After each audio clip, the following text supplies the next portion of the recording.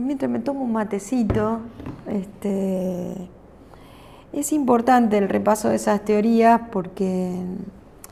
tienen una fuerte repercusión en el armado epistemológico, teórico de América Latina. Y no sé si ya lo dije, pero en todo caso lo reitero, no se trata de demonizarlas, ya sean las más funcionalistas o a las que provienen de la teoría crítica, pasando por los estudios culturales y todas sus variantes, como ustedes lo puedan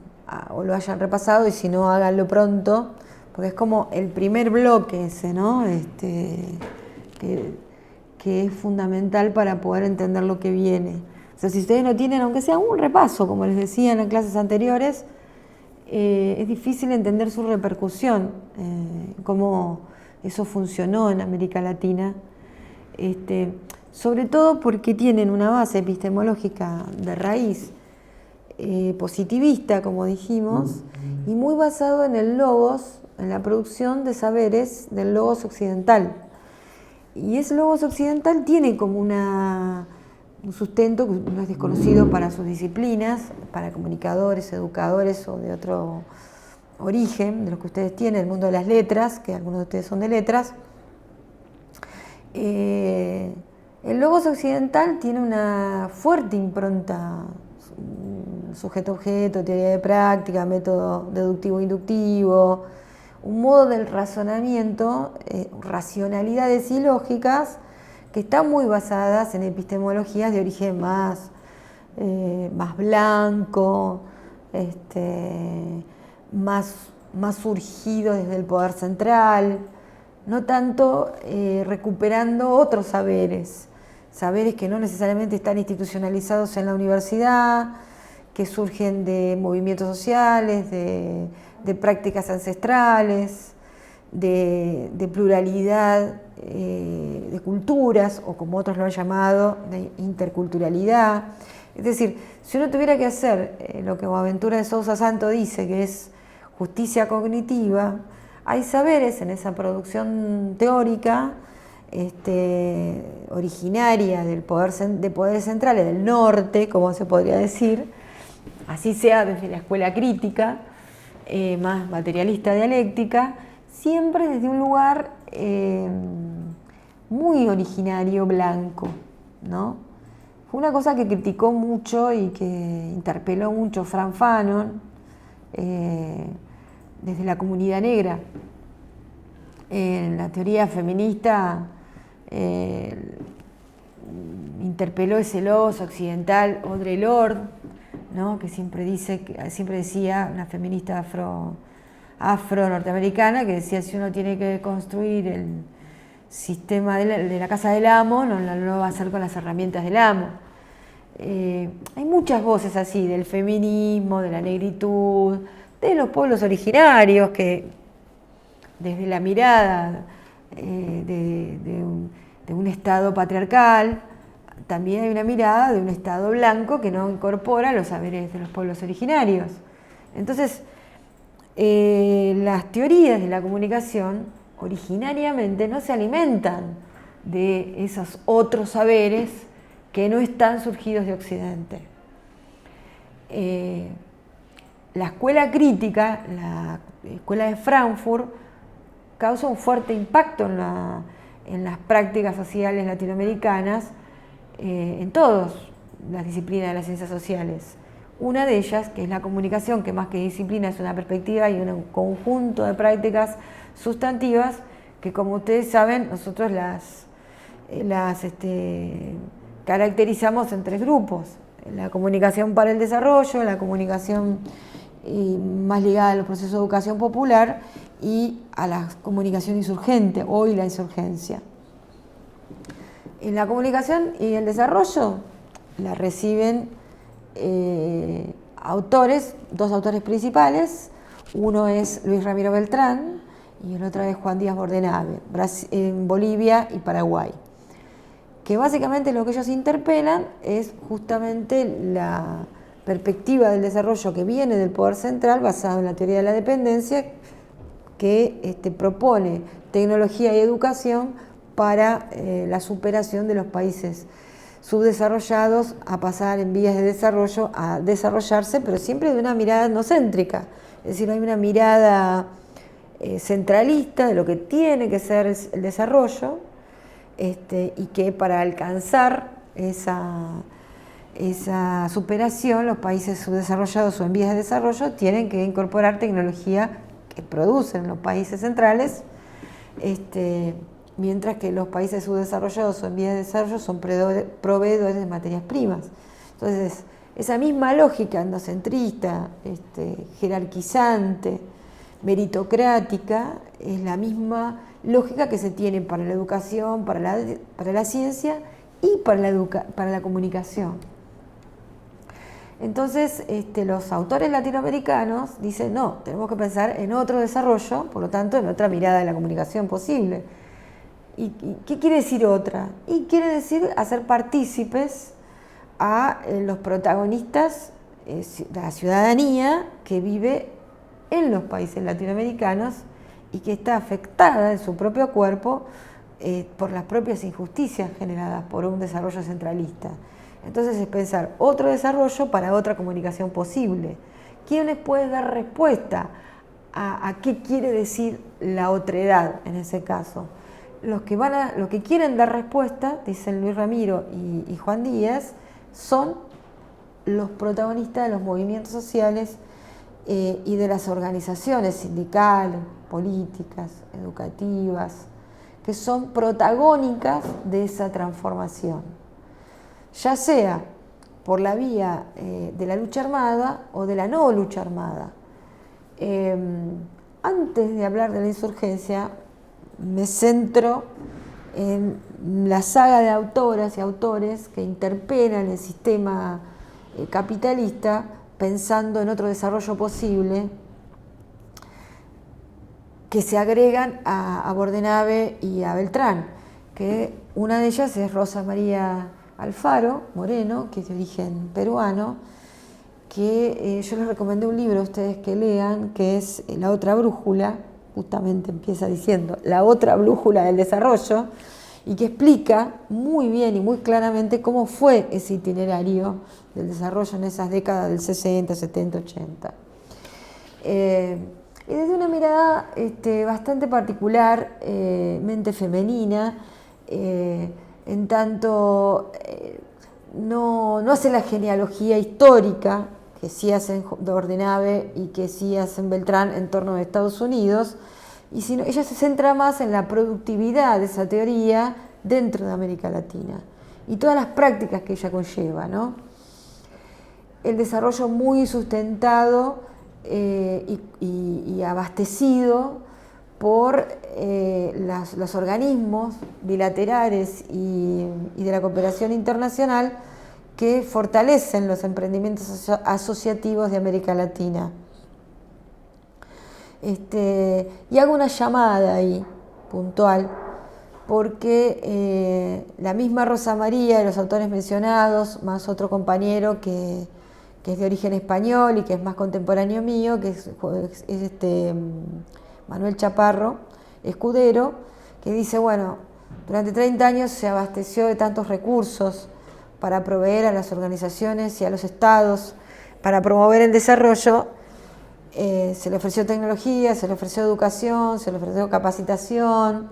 se hicieron organizaciones, se combatió el analfabetismo, pero la pobreza no acabó. Entonces hay una interpelación ahí que, si bien se pensó en otro desarrollo, la justicia y la igualdad no ha estado al orden del día, justamente por esos emprendimientos. Entonces hay como un descreimiento de la lógica del desarrollo y de la comunicación vinculada a él. No obstante, Rosa María Alfaro, otra compañera brasileña que es Regina Festa, que también se ocupó de revisar esto y que no vamos a leer necesariamente, pero que si ustedes quieren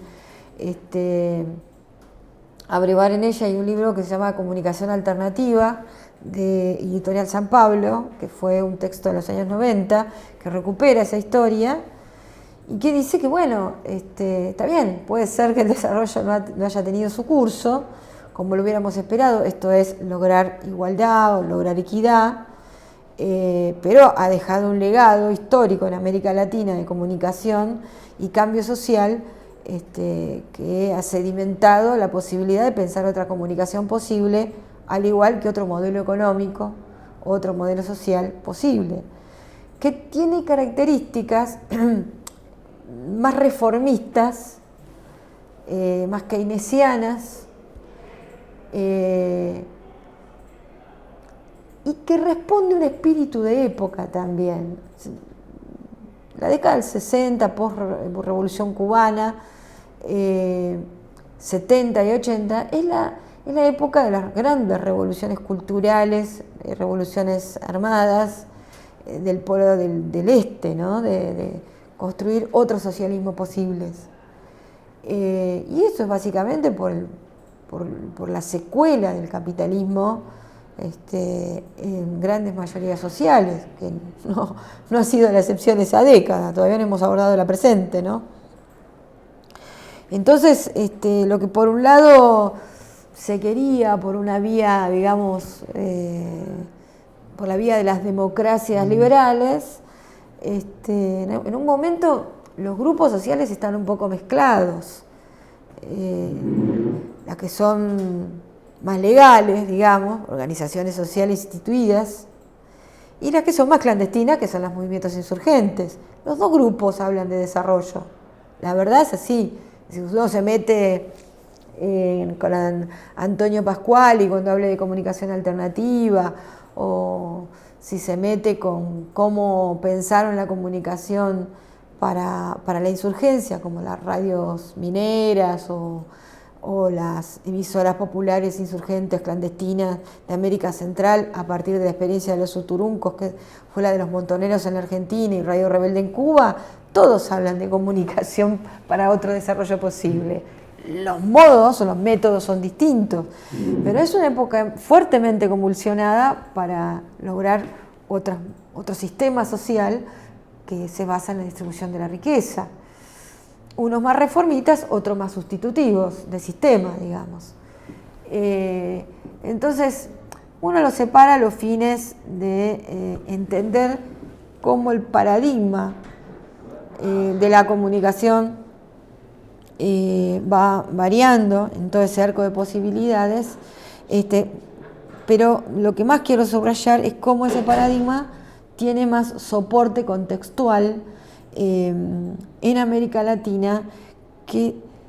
digamos, se piensa desde el lugar de la desigualdad porque estamos hablando del tercer mundo. Entonces no es lo mismo producir teoría desde el tercer mundo que producir teoría desde el poder central. Después más adelante, en el 12 de julio, veremos que ya hablar de América Latina, América del Norte, hablar de Europa,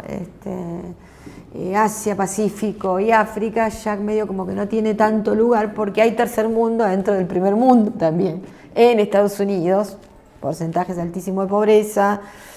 migraciones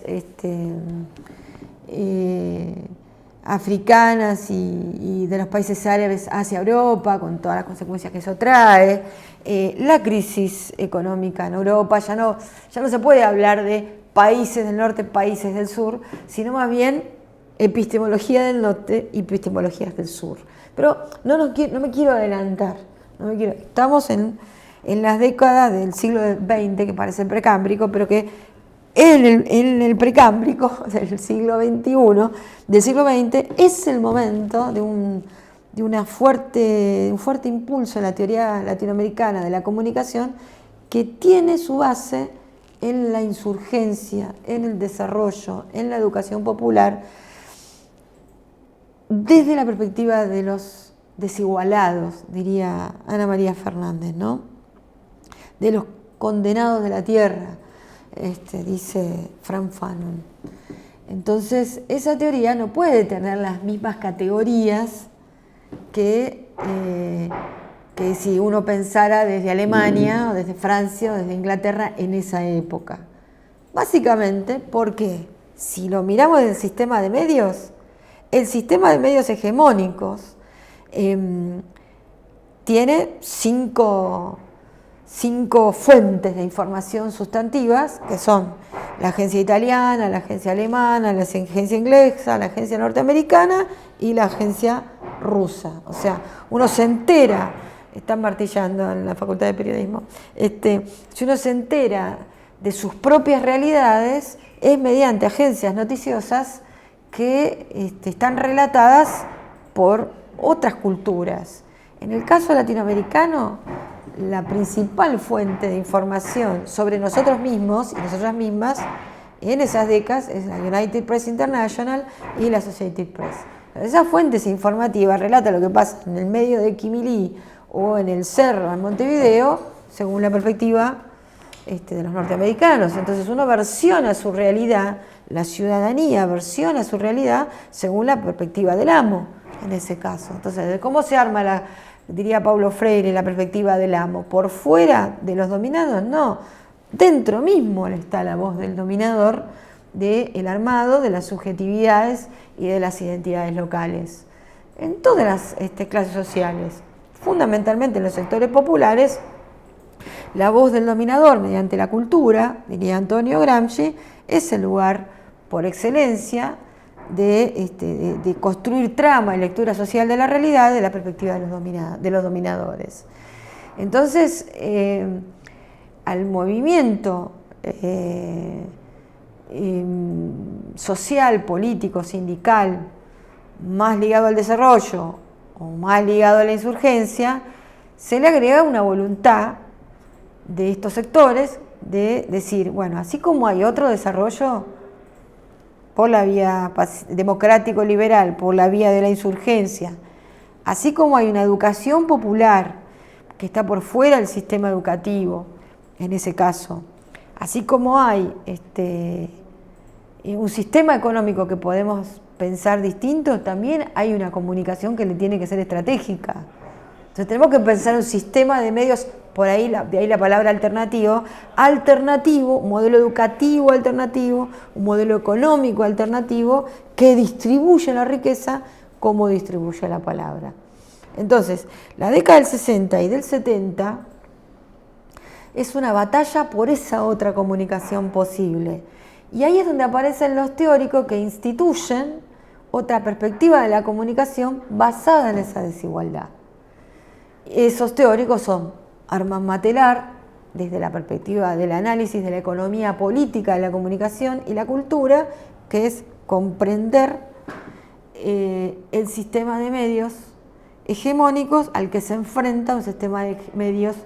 alternativo o contrahegemónico. Ellos no hablan tanto de alternatividad, eso es una cosa mucho más reciente, sino que hablan de contrahegemonía versionando a Antonio Gramsci, ¿no? Y hablan de interpelación de los estados, porque Estados Unidos, que es el que tiene la órbita latinoamericana, el que impone la vía de un desarrollo desde una perspectiva centralista, blanca, masculina, patriarcal, lo que propone es justamente pensar un sistema de comunicación más igualitario, pero ¿qué pasa? Ante el miedo al avance del comunismo en América Latina, ya por la vía de las democracias liberales no le sirve, entonces instaura las dictaduras y los genocidios y la desaparición, Plan Cóndor y todo lo que ustedes conocen como estrategia para silenciar ese otro sistema posible. Por lo tanto, todo sistema de comunicación que pudiera pudiera alterar ese sistema del statu quo era considerado comunista y motivo de blanco de desaparición y de asesinatos. Entonces, la virulencia del poder central frente a no solamente a las prácticas de comunicación popular, sino a los intelectuales que intentaron teorizar esa otra comunicación posible, fue, en algunos casos, ocasionó desapariciones, y en otro caso, directamente, son exterminados de la universidad, de los sindicatos, de las fábricas, de todos los lugares, inclusive de sus propios libros. No nos olvidemos que tanto la década del 70 como del 70 e inicio de los 80 es la época más prolífica en términos teóricos de producción de la teoría de la comunicación latinoamericana, que ahí es donde se empieza a hablar efectivamente de teoría de la comunicación latinoamericana. ¿Por qué? Y porque ya hay libros que conjugan la perspectiva más freiriana, la educación popular, ya está escrito la pedagogía del oprimido, ya comienza comunicación y extensión, que eso es lo que ven con Belén Fernández, y desde la comunicación en particular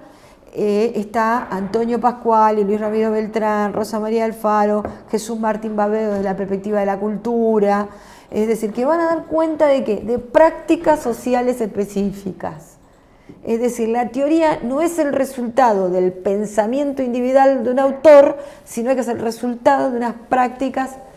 de comunicación popular, comunitaria, alternativa, educativa, alterativa, participativa, para el desarrollo y todas las adjetivaciones que nombran procesos sociales emancipatorios. De ahí que hubiéramos hablado en su momento de las radios mineras, de las radios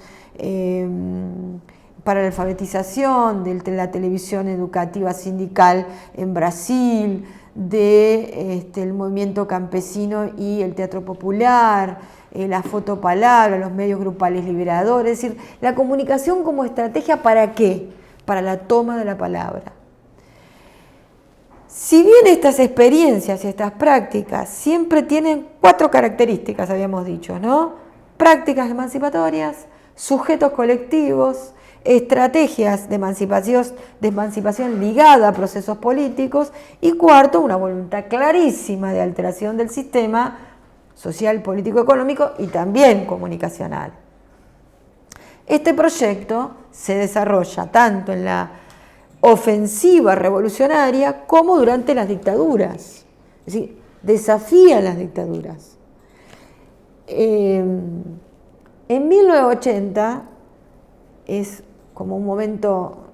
crucial donde están proliferando las dictaduras y la guerra entre los dos polos y una clarísima ofensiva norteamericana mediante la CIA y el Plan Cóndor, que es de exterminar toda esta visión posible en todas las dimensiones, también en la comunicación. Entonces, así como estaban los libros prohibidos de la sociología, también lo están desde la comunicación, incluyéndolo a Paulo Freire. No obstante, en esa época, las organizaciones cuestionan a los estados dictatoriales o no, para proponer, así como para el sistema económico se tomó la iniciativa de pensar en un nuevo orden de la economía o del sistema económico, también de proponer un nuevo orden de la comunicación, un nuevo orden informativo, se hablaba. Y eso es lo que se conoce como el informe McBride, que es una investigación que se hace en los 5 continentes del estado de la cuestión del sistema de comunicación en los países. Y ahí los dos vectores, el sector privado y el sector del Estado, son los interpelados. ¿Por qué? Porque dice, ni Estado ni mercado, tiene que haber una tercera alternativa que es la del sistema social, que tiene los medios y de la comunicación de la sociedad civil. Una reivindicación del Estado como regulador de estos 3 sectores, pero antes de esa propuesta democrática de la comunicación, lo que dice el informe McBride, donde participan todas las organizaciones de la sociedad civil de América Latina, junto con intelectuales, políticos, sindicales, dirigidos por Sig McBride,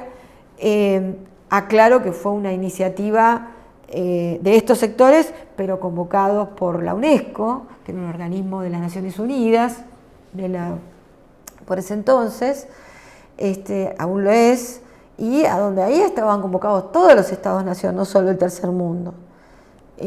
cuando se empieza a hablar de distribución de la palabra, porque el diagnóstico del informe McBride lo que estaba dando era la desigualdad informativa que hablaba al comienzo, es decir, un productor de información y de lectura social de la realidad muy concentrado, donde hay patrones corporativos que tienen asentamiento europeo y asentamiento norteamericano. Cuando eso aparece como resultado del diagnóstico, tanto Inglaterra como Estados Unidos estuvieron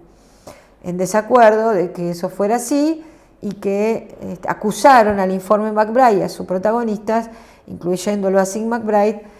como infiltrados comunistas que interpelaban al sistema, con lo cual retiraron el financiamiento tanto Inglaterra como Estados Unidos de ese proceso, y haciendo lobby y roscas de distintas características para desmontar la incidencia que podía tener este informe. Porque ¿cuál era la estrategia? Plantear que este informe fuera un piso, un diagnóstico piso, una base para repensar el sistema de comunicación de los Estados-nación, donde el Estado garantizara lo que en ese momento comienza a hablarse, que ahora para nosotros es materia común, que es de democratización de las comunicaciones. Ese es el momento en el que se habla de derecho a la comunicación, de derecho a la información inicialmente, derecho a la información. ¿Cómo está el derecho a la información en los países de los 5 continentes? Y pensar desde normativas, es decir, leyes que administraran el derecho a la información democráticamente entre los 3 sectores, sociedad civil, sociedad privada, sociedad del Estado, y se desarrollaran políticas públicas para garantizar el espectro radioeléctrico en lo que hace a los servicios de comunicación audiovisual, como los servicios informativos, el papel prensa, la producción de medios que garantizara la pluralidad y la democratización de las voces. Eso, que no era insurgencia armada, que era insurgencia político-cultural y donde se garantizara los 3 sectores, es intervenido claramente por el sector corporativo y claramente perseguido por el Plan Cóndor. Entonces el informe McBride durmió el sueño de los inocentes, pero si ustedes lo repasan, que está digitalizado eso, van a ver ahí una matriz teórica de la comunicación que la entiende como un instrumento para la transformación, para la toma de la palabra, y donde el Estado garantiza la distribución de la palabra. Ahí el autor por excelencia es el venezolano Antonio Pasquali, que habla de democratización de las comunicaciones desde una perspectiva política con fuerte raíz en la Escuela de Frankfurt, es decir, te hago el diagnóstico, te hago la crítica, pero también desarrollo una estrategia y unas políticas de comunicación que garanticen la igualdad en la toma de la palabra. Esto es muy importante porque esas son las 3 décadas que culminan en 1980 en el informe McBride, y comienza es como una raíz, una genealogía fuerte de entendimiento de lo que es la comunicación popular.